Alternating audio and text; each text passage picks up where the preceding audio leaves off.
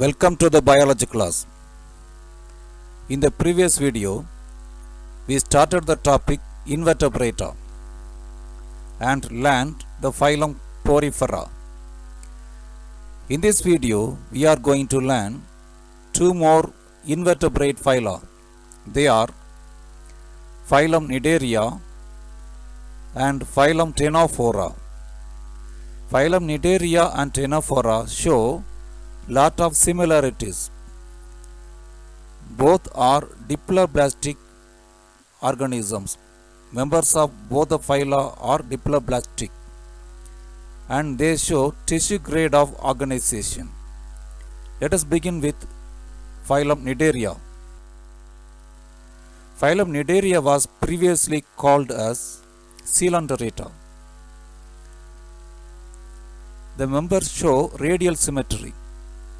The body can be divided into two equal parts through any plane, that is radial symmetry. They are diploblastic. They have outer ectoderm, inner endoderm. In between there is mesoglia. The mesoglia is not made up of cells. It is a non-cellular layer in Cnidaria. The name Cnidaria is derived from cnidocytes or cnidoblasts. Cnidocytes or cnidoblasts are cells. They are found on the tentacles. Cnidocytes or cnidoblasts are found on the tentacles. What are tentacles? The mouth of Cnidaria members are covered by tentacles. The tentacles are slender outgrowths. They bear stinging cells or nematocysts. The cnidocytes are called as stinging cells or nematocysts. Cnidoblasts are used for anchorage, that is attachment, defense. To escape from the enemies, the cnidoblasts are helpful. The cnidoblasts are used by the animals to capture the prey. This is a cnidoblast or stinging cell at rest. While working, the sting projects out. The functions of cnidoblast or stinging cells are anchorage, defense, and capture the prey. Cnidarians are aquatic, sessile, or free swimming. They are sessile. Some cnidarians are attached forms. They are sessile. Some others are free swimming. They are solitary or colonial. Solitary organisms live independently. Colonial forms form a group. Cnidarians are the first group of animals to exhibit tissue level organization. Cnidarians are diploblastic animals. They are the first group of animals exhibiting tissue level organization. Here the cells group together to form tissues. They have central cavity inside the body. Mouth is found at the top. Mouth is surrounded by tentacles. The mouth of the animals leads to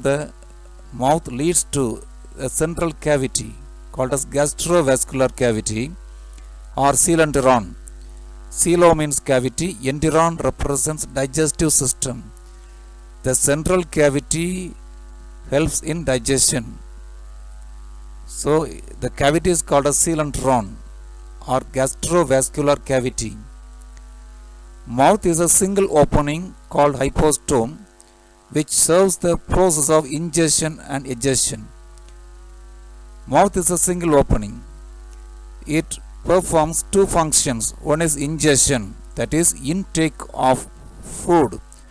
Another function of mouth is egestion, that is sent out of undigested waste material. The animals have single opening. Digestion is both extracellular and intracellular.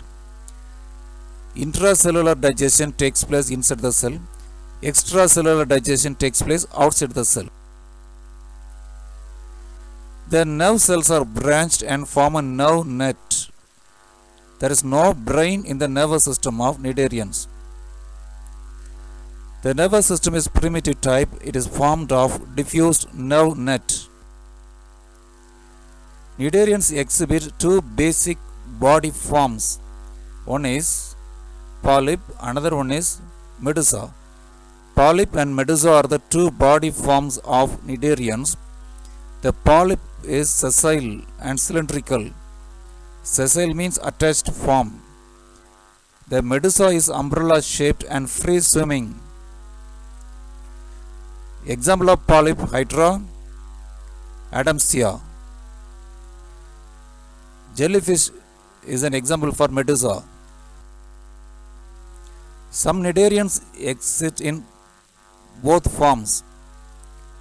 They show polyp and medusa form. They exhibit alternation of generation in their life cycle. Polyp form alternates medusa form. They show alternation of polyp and medusa generations in their life cycle. That is called as metagenesis. The polyp represents the asexual generation and medusa represents the sexual generation. The medusa develops reproductive organs that represents the sexual generation. Polyp produce medusa asexually and medusa forms polyp sexually. Development is indirect. The larval form is planula larva. Development takes place through the larval form, that is planula larva. Sea anemone Adamsania is an example for phylum Cnidaria. Some other examples are sea pen, Penatella, brine coral, Mentrina, Portuguese man of war, Physalia. Now let us move on to the phylum Ctenophora. Ctenos comb, phoros means bearing.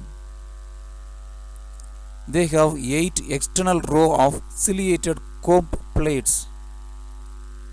These animals have 8 rows of comb plates. The comb plates have cilia. With the help of the cilia, the animal moves. The external comb plates are the locomotor organs. Because of the presence of comb plates, the phylum gets the name Ctenophora. The animals are commonly called as comb jellies or sea walnuts. Ctenophora animals are exclusively marine, bilateral symmetrical, diploblastic animals with tissue level of organization. They develop tissues. They have ectoderm and endoderm, so they are diploblastic animals. The body can be divided into 2 equal parts through only one line, so they are bilaterally symmetrical. Though they are diploblastic, their mesoglia is different from that of Cnidaria. In Cnidaria, the mesoglia is non-cellular, but in Ctenophora, the mesoglia has cells. In between ectoderm and endoderm, a mesoglia is present in Ctenophora. That mesoglia has cells. The mesoglia contains amoebocytes and smooth muscle cells. This type of cells are absent in the mesoglia of Cnidaria. Bioluminescence is exhibited by the phylum Ctenophora. Members of the phylum Ctenophora exhibit bioluminescence. What is that? The ability of a living organism to emit light is called as bioluminescence.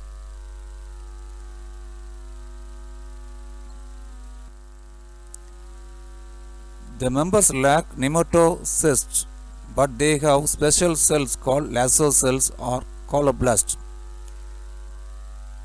Members of Cnidaria have nematocysts or stinging cells, but the members of Ctenophora have lasso cells or colloblasts.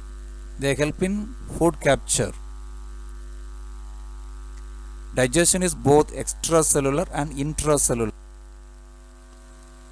In phylum Ctenophora, the members have 2 sexes. There is separate male and female individual. This is monoecious. They reproduce only by sexual means. Fertilization is external. The development is indirect. Fertilization takes place in water. Development takes place through the larval form called as sedipit larva. Example, Pleurobrachia.